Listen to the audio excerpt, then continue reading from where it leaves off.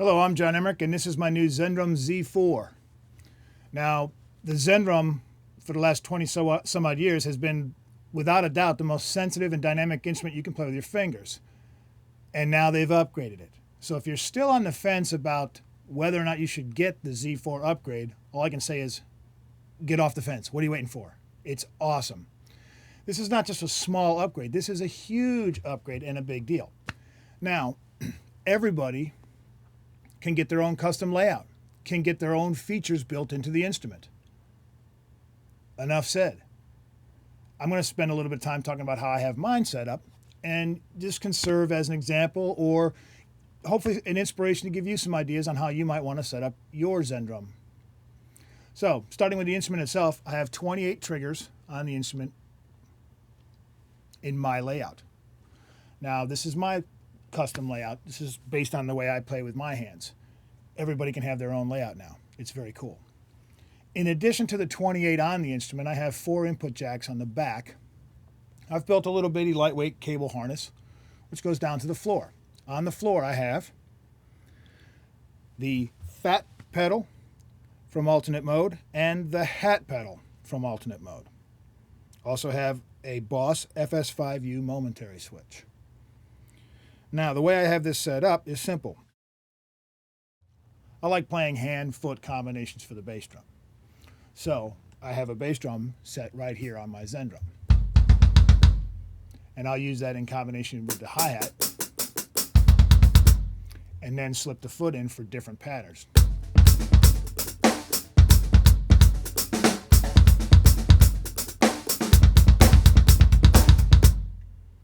Cool way to play. I like using hand-foot combinations, and now I'm not locked into it. So because, of course, I use BFD2, I can take that foot pedal now and freely assign it to whatever else I might want to use for that particular sound. And since it's set up in a preset in BFD2, it saves to that preset. So I can take that foot pedal now and change it to whatever I want. Very cool, very flexible. Without a doubt, the most powerful combination you can have right now. Now the second pedal, the hat pedal, the way that I use that, for years as a drum set player, you don't realize this until you go without, but the hi-hat is extremely important.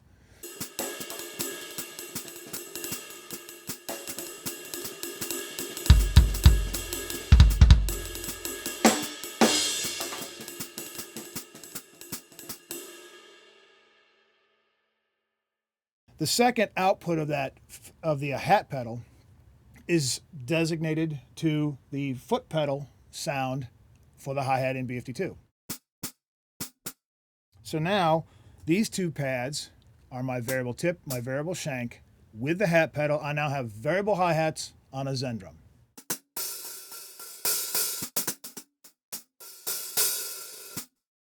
Let's check it out in BFD2. Go to the MIDI page. Here's my hi-hat.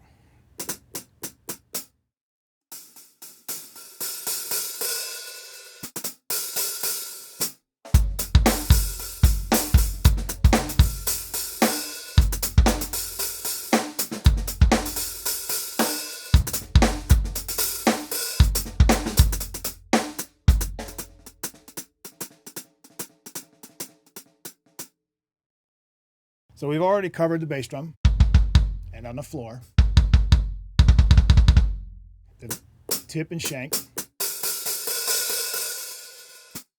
Now the next most important thing you need to do any kind of grooving is obviously a snare drum or a snare drum voice. So for me, I have 5 articulations within BFD2 that I use for the snare drum. I have the rim shot, and I put that in 2 spots.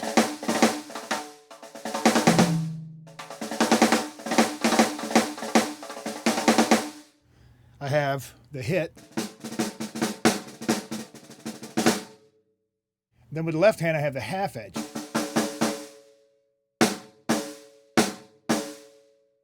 Now I got variable position snare drum voices on a Zendrum. Very cool.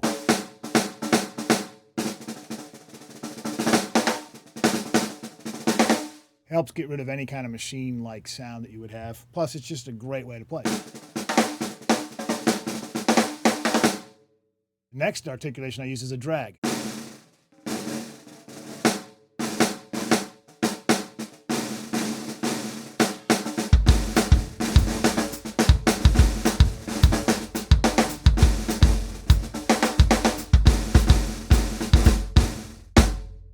drags are automatically closed with a hit. So you can control the length, you can make small little bursts, you can put them together, play some buzz roll kind of combinations, pretty much whatever you want to do. Last one, of course, for that snare drum, got to have a cross stick.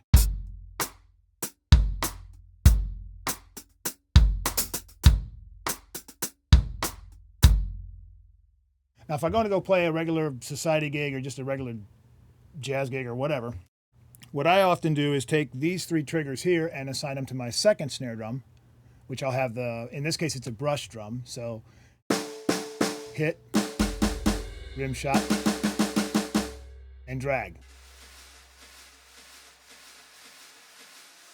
Now this drag, shut off by this hit, but not over here. So I can play jazz patterns.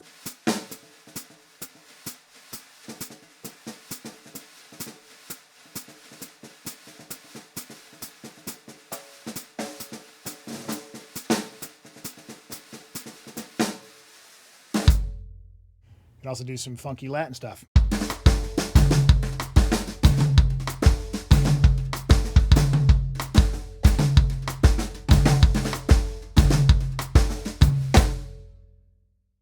So for me, 2 snares. Now, because it's a secondary snare drum, I can throw within BFD2 in the percussion expansion pack. There's a lot of really cool voices that are in the snare drum slots, like congas, timbales, different hand drums, that use up to 5 articulations. So if I slip, say, a conga in here, now all of a sudden I've got all those conga articulations within one instrument on 3 triggers. Very cool. Now, toms, I use 4 toms.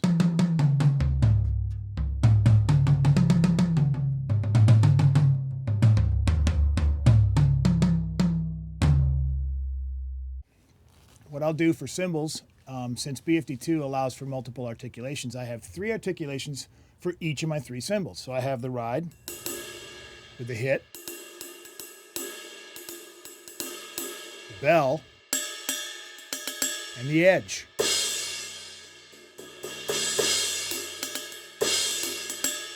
Of course, that button on the back is serving as my choke.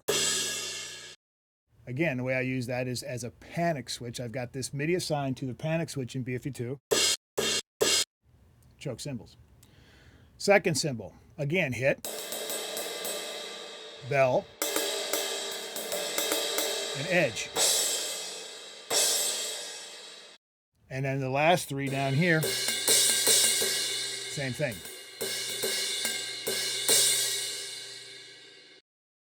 And then I'll put the percussion slot. I have the hit and the alternate hit down here. For the rack itself, I have my MacBook Pro, my Mo2 828 Mark III, and a Glyph hard drive, all pre-wired in this rack. This is the Studio Flyer with the 2-space version, and it's great. Gig's over. I just shut everything down, close the Mac up, unplug a couple, power cord and a couple little things.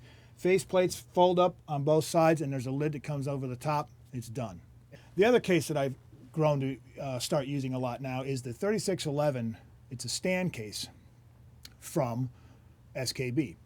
And I'm going to go ahead and with that case, what I'll do is the Zendrum goes into its gig bag, gets packed inside of it, as well as this custom cabling snake that I've made, all the MIDI cords that I need, maybe a couple extra cords, both pedals, the power supply, all of that fits into one case. So that's it. I take those 2 cases and my luggage for my clothing. That's it.